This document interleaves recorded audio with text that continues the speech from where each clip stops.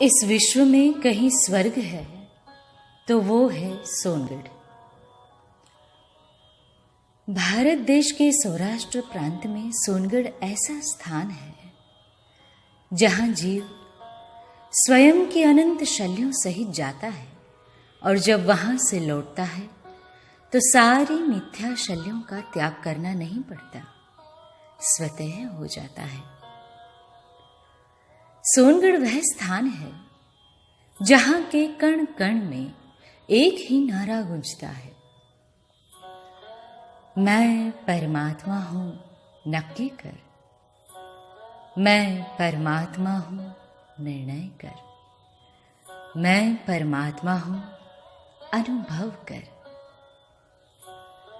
सोनगढ़ में तीनों प्रहर दिव्य देशना खिड़ती रहती है और तीनों समय इस महामंत्र के द्वारा गुरुदेव श्री की वाणी का शंखनाद बजता है।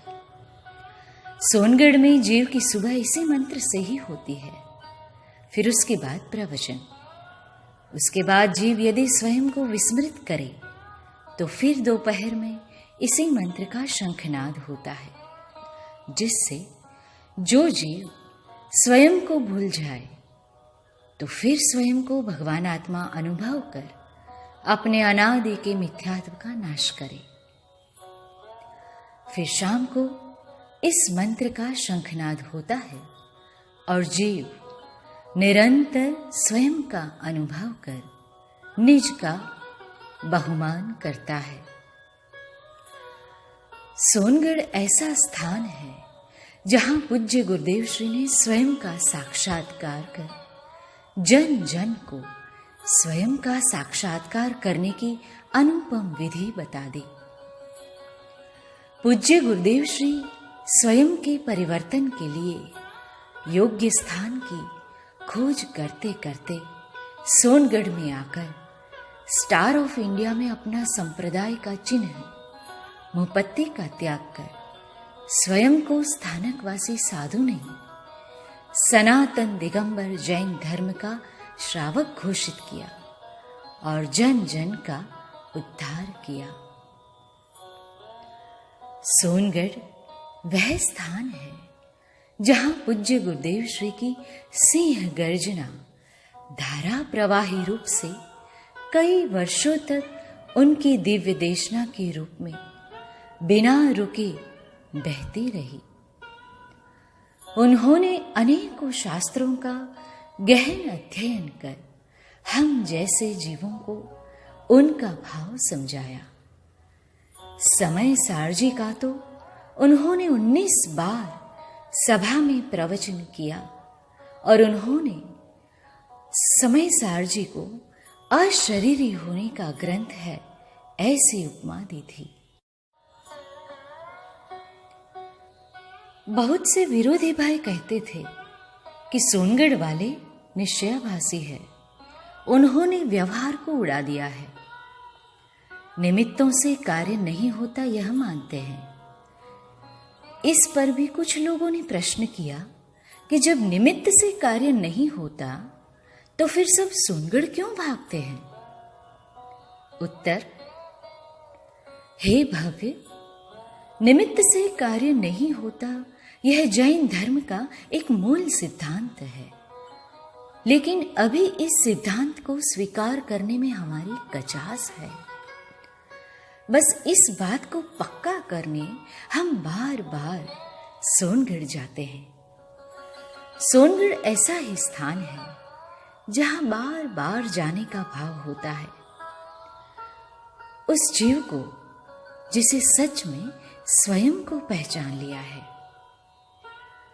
गुरुदेव श्री का विरोध करने वाले जीव भी सोनगढ़ में उन्हें बुरा भला कहने के भाव से जाते हैं, लेकिन वहां उनकी शांत मुद्रा और सरस वाणी सुनकर विरोध करना भूल जाते हैं और अपने मिथ्या अभिप्राय का त्याग कर उनकी देशना का ही लाभ ले अपना कल्याण करते हैं।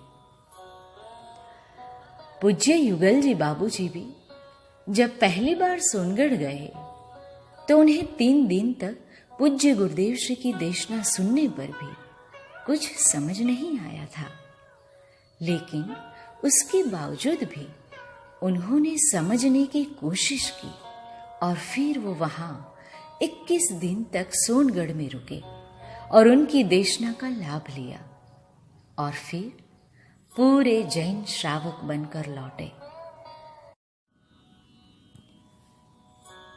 जब बाबूजी सोनगढ़ से कोटा लौटे तो उन्होंने देवशास्त्र गुरु की पूजन लिखी थी, जो अभी भी जन जन के हृदय में बसती है।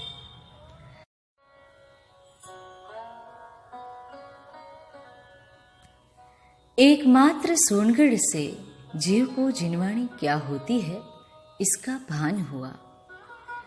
जिनवाणी का हमारे जीवन में क्या अहम भूमिका है उसका जन जन को श्रद्धान हुआ।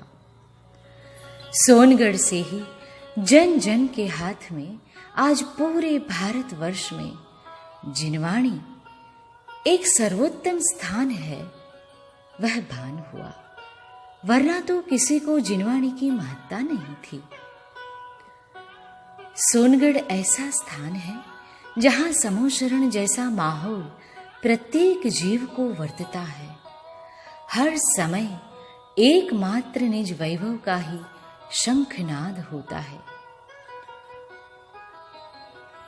वहां जाकर जीव अपनी सच्ची पहचान कर अपने अनंत गुणों के वैभव को निरंतर अनुभव कर अपने विकारों को भूलकर स्वयं को और जगत के सभी जीवों को सिद्ध समान ही अनुभवता है। ऐसे स्थान पर ही जीव अपने स्वभाव को स्फटिक मणि के समान स्वच्छ और निर्मल अनुभव करता है।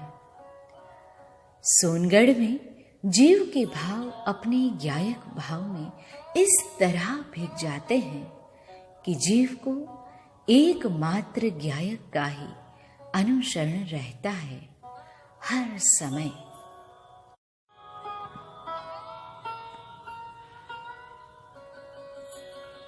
अब समकित सावन आया, चिन्मय आनंद बरसता है, भीगा है कण कण मेरा, हो गई अखंड सरसता। सोनगढ़ की धरा पर झलकी है मुक्ति निशानी, ये शाश्वत भव्य जिनालय है, शांति बरसती इनमें, मानो आया सिद्धालय, मेरी बस्ती हो उसमें। मैं हूं शिवपुर का वासी, भाव भाव की हुई खत्म कहानी। सभी जीव इस स्वर्णपुरी के दर्शन कर स्वयं का साक्षात्कार करें, एक यही भावना है। प्रीति जैन, आगरा।